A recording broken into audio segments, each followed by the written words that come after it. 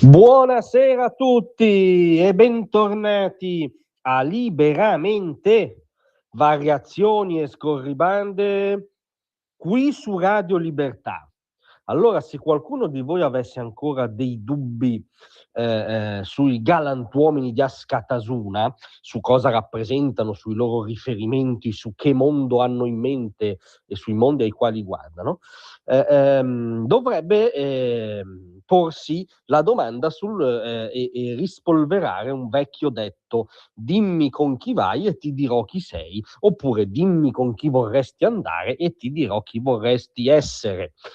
Ci riferiamo a una rivelazione che trovate pubblicata sul sito del Giornale, che è contenuta nelle carte che compongono la memoria per il processo di primo grado ai galantuomini di Askatasuna, memoria allestita dal sostituto procuratore Manuela Pedrotta, incaricata dalla procuratrice Lucia Musti.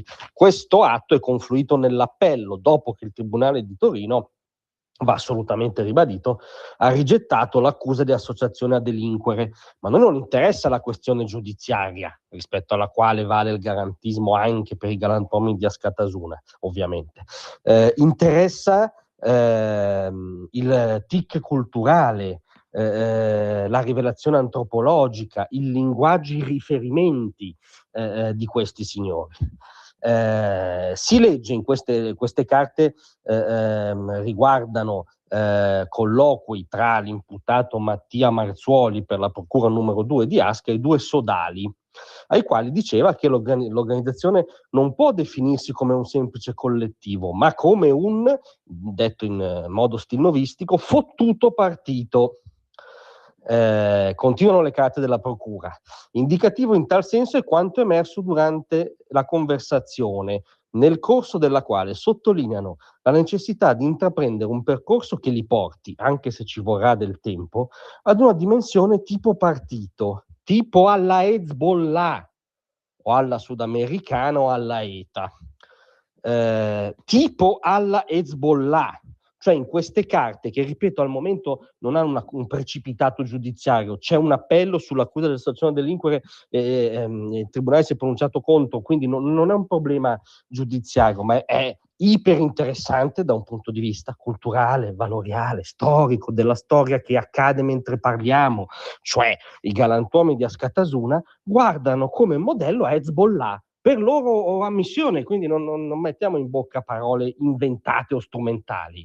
E cos'è Hezbollah? Hezbollah, che significa il partito di Dio, quindi un partito a tutti gli effetti teocratico dove Dio è Allah, è stato creato all'indomani della rivoluzione islamista degli Ayatollah dalla guida suprema della Repubblica Islamica dell'Iran, Khomeini, per esportare la rivoluzione islamista tramite attività di terrorismo, jihad e azioni che mirino a diffondere l'ottica apocalittica degli Ayatollah.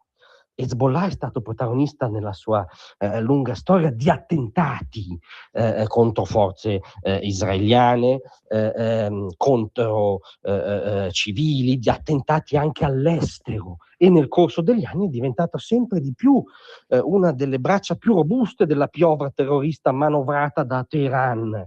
Da decenni martella i civili del nord Israele mandando razzi, missili contro scuole, campi di calcio, supermercati, luoghi e scene della vita quotidiana contro cui infieriscono gli sgherri di Hezbollah. Cioè è un movimento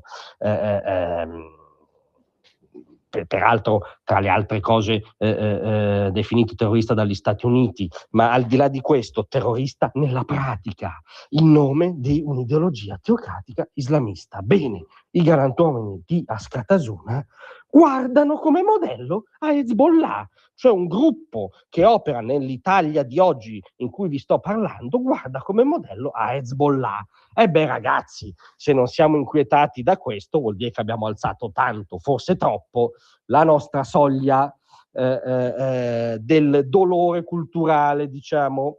Grazie a tutti, a domattina. tra un manifesto